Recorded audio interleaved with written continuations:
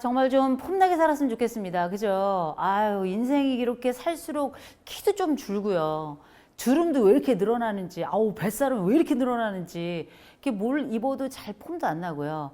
뭘 발라도 뭐 이렇게 좀 좋아지는 것 같지도 않고, 그죠? 벌써 세월이 왜 이렇게 지났나, 이런 생각이 드는데, 그래서 좀 폼나고 싶죠. 좀 멋나고 싶잖아요. 또 그리고 좀 괜찮았으면 좋겠잖아요. 그리고 요새는 자기 사랑이 대세잖아요. 여러분 BTS 아시죠? Love yourself. 쫙 너를 사랑해라 뭐 이렇게 얘기하는데 과연 우리가 자기 사랑하는 방식은 어떤 식일까? 그중에서도 30대의 자기 사랑 방식은 어떤 방식일까? 아니 30대가 자기 사랑하듯 나를 사랑한다면 나의 젊음까지 사랑하는 것 아니겠습니까? 자, 한 번쯤 폼나는 생각, 자기 사랑의 방식으로 한번 들어가 보죠. 여러분 윤여정 선생님 아시죠? 자, 윤여정 선생님 우리나라 여배우로서 굉장히 아카데미에 선다는 영광도 얻고 참 좋았는데 저는 사실 그분이 받은 상도 상입니다만 개인적으로 그분과 영화 죽여주는 여자 제가 자문을 하면서 이런저런 얘기들을 좀 많이 할 기회가 있었는데 정말 멋있는 분이세요. 정말 멋있는 그 여인이 자기를 사랑하는 방식에 대해서 저한테 말씀해 주신 게 있습니다. 그게 바로 뭐냐? 아우 이 교수님 저는 그냥 편안한 게 좋아요. 그리고 나이를 먹으면 이거저거 다 귀찮은데 자연스러운 게 제일 멋있더라고요. 이렇게 얘기를 하셨어요. 그리고 나서 그분이 외신들과 상을 탄 이후에 영어로 인터뷰하는 걸 봤습니다. 그 인터뷰를 하는 과정이 저랑 대화할 때나 다른 스태프들하고 얘기를 할 때나 영화 시상식에서 얘기를 할 때나 조금도 차이가 없었어요. 그게 그분의 매력일 텐데 그분이 자기를 사랑하는 방식을 그냥 편안함이라고 얘기를 했다면 그 편안함을 제가 안쪽에 들어가 살펴보니 크게 한 3가지 주제로 압축이 되더라고요. 하나, 여유였습니다. 인생에 어려움이 없어서 여유가 생긴 거, 돈이 많아서 여유가 생긴 게 아니라 어려웠지만 그리고 돈이 없었을 때에도 이분이 가지고 있는 심정적인 여유, 이게 굉장히 우리한테는 크게 다가왔던 것 같고요. 두 번째가 유머입니다. 우리가 재미없는 삶은 어떻게 살까요? 근데 이분이 말마다 위트고요. 그리고 생애에 가지고 있는 여러 즐거움에 대한 얘기를 많이 하시는데 그게 유머로 압축되는 것 같고 세 번째가 승화입니다. 얼마나 고생이 많았겠어요. 생애에 살아가며 그 당시에 흔치 않았던 이혼이라는 과정과 또 아이를 키우면서 여배우로 살아간다는 게 수월치 않았을 텐데 이 부분을 마치 하나의 이 과정이 없었다면 난 이 자리에 없었어 라고 하는 굉장히 중요한 도약대로 사용하고 있는데 고통을 어떻게 잘 해석하고 있는가, 이게 바로 승화의 굉장히 대표적인 주제인데 이 여유와 유머와 승화, 이 3가지를 통해서 윤여정이란 배우는 자기를 사랑하더라. 어떤 식으로 사랑하는가? 그 이야기를 우리의 일상으로 한번 가져와서 나는 여배우가 아니나 내 인생에는 여배우가 맞잖아요. 나는 남자 주인공이 아니지만 내 인생에서는 남자 주인공이 맞잖아요. 내 무대에서 우리가 알고 있는 30대의 이야기와 30을 펼쳤을 때 60대의 이야기에 공통적으로 사람들이 즐거워하고 폼나는 이야기라고 하는 단어가 있습니다. 워라벨이라고 하는 이야기인데요. 그 워라벨, 영어예요. Work and Life Balance, 줄여서 워라벨이라고 하는데 이 워라벨을 일단 먼저 정의를 먼저 말씀드릴게요. 정의는 이렇게 됩니다. 스스로 업무에 대한 책임감, 그리고 내가 일하고 있는 회사에 대한 신뢰감, 모든 직원들에 대한 깊은 애정, 업무 시간과 작업 공간에 대한 유연성을 보장하는 것까지 우리가 합쳐서 워라벨이다. 내가 하고 있는 일에 대한 이야기, 내 삶에 대한 이야기가 충분히 내 직업 영역에서도 함께 고려되는 것, 이게 바로 워라벨의 핵심이라는 거잖아요. 자, 근데 이게 왜 폼이 나냐는 거예요. 이게 왜 이렇게 폼이 나나? 영어라서 그럴까요? No.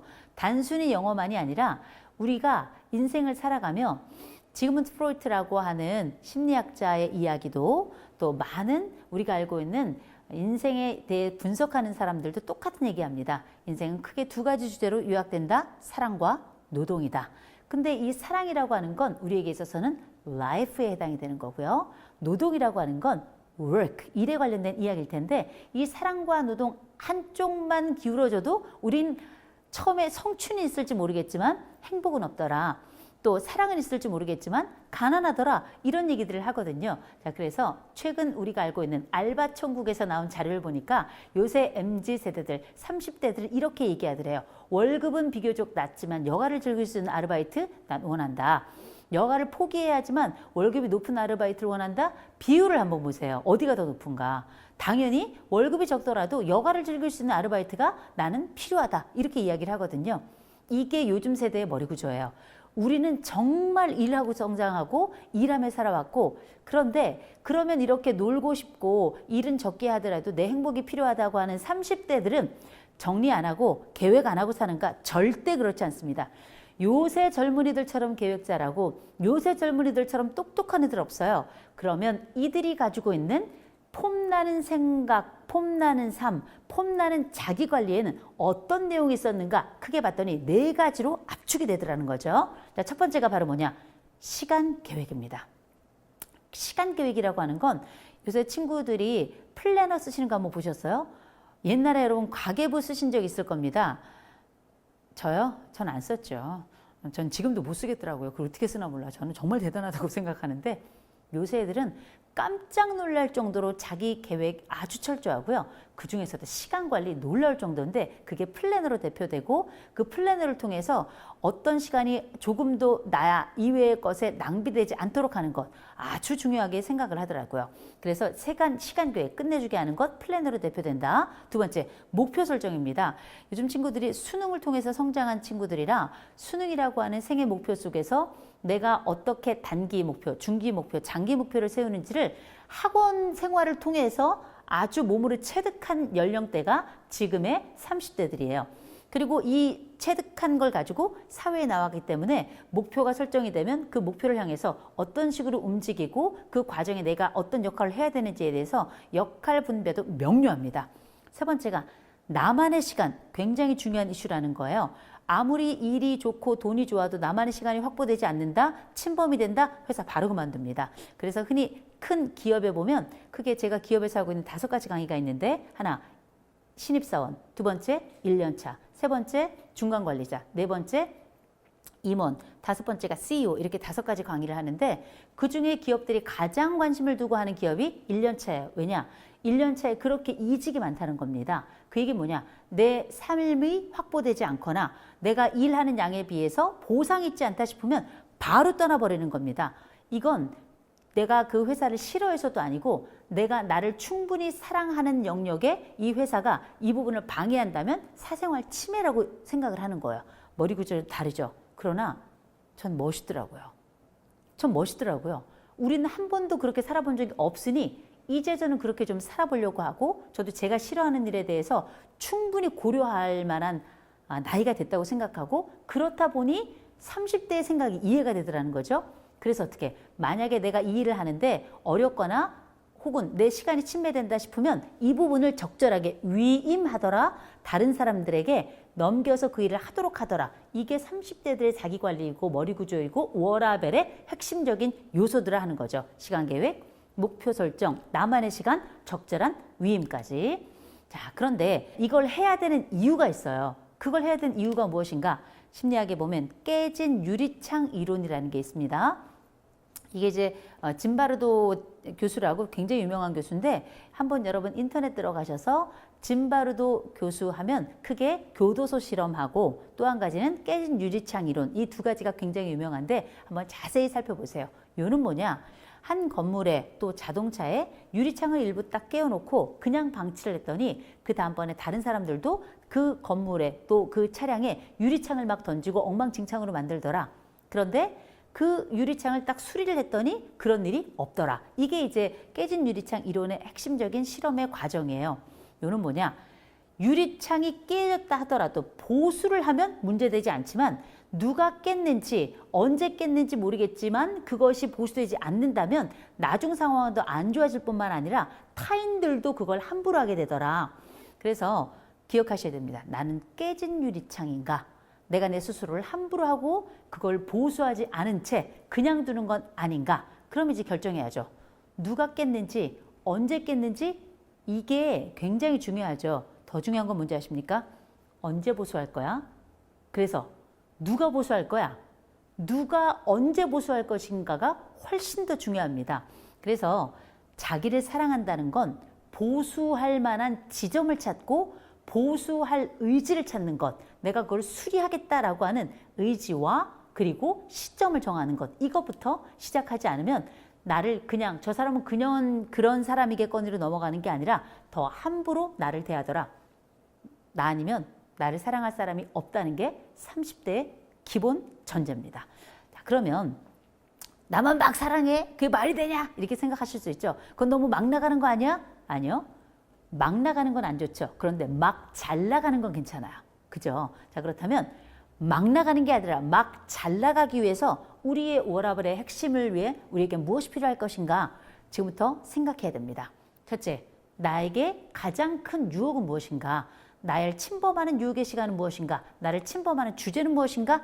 유혹의 여러 주제들을 생각해야 되고요. 두 번째, 나와 타인의 관계에 대해서 내가 가지고 있는 관대함의 점수를 매겨보셔야 돼요. 머리 구조로 하는 겁니다. 1점부터 10점까지라면 나는 나 자신에 대해서는 얼마나 관대한가? 타인에 대해서는 얼마나 관대한가? 점수를 매겨보시고 비슷하거나 내 자신에 대해서 더 관대한 요소가 요새 친구들에게는 조금 더 커요. 이젠 조금 그래도 됩니다. 너무 빡빡한 삶을 살았던 건 아니니까 요새 아이들은 우리도 이제 이 정도면 너무 빡빡하지 않아도 되거든요. 세 번째, 용감한 현실주의라 생각하시면 됩니다. 용감한 현실주의라는 건 뭐냐면 내가 지금 처해 있는 이 상황에서 아니다 싶은 것들을 머릿속에서 한번 제거해 보는 거예요. 내가 그전에 미처 제거하지 못하거나 거절하지 못했던 것들 어떤 거를 거절할 수 있을 것인지 한번 머릿속에서 제거해 보는 것, 용감한 현실주의고요. 그다음 낙관적 성숙주의, 제가 너무 좋아하는 말인데요. 이건 뭐냐? 힘든 일은 남에게예요. 에? 그건 무슨 얘기인가? 우리가 어떤 일을 하다가 안 될 때가 있잖아요. 그럼 어떻게? 아님 말고 얘기할 수 있고 또 내가 어떤 힘든 일이 있다? 기꺼이 도움을 청할 수 있는 거예요. 뭐든지 다 혼자 안 해도 되는 겁니다. 적절한 위임을 할 수 있는 것. 힘든 일은 남에게. 이 낙관적 성숙주의라는 건 내가 낙관적으로 생각하지만 그 안에서 내가 할 수 있는 것과 할 수 없는 것에 대해서 할 수 없는 건 인정하고 할 수 있는 것들은 진행하자. 그래서 내 범위를 알고 내가 할 수 있는 범위 안에서 내 사랑, 나를 지켜가는 범위 안에서 일을 해나가자 하는 기본적 전제라고 보시면 될 것 같고요. 마지막에 보시면 아름다운 울타리로서의 절제력이 있어요. 이거 되게 중요합니다. 넘칠 필요 없습니다. 그러나 내 안에서 충분히 나를 가꾸기는 해야 돼요. 그게 바로 우리가 알고 있는 자기사랑의 핵심인 거죠.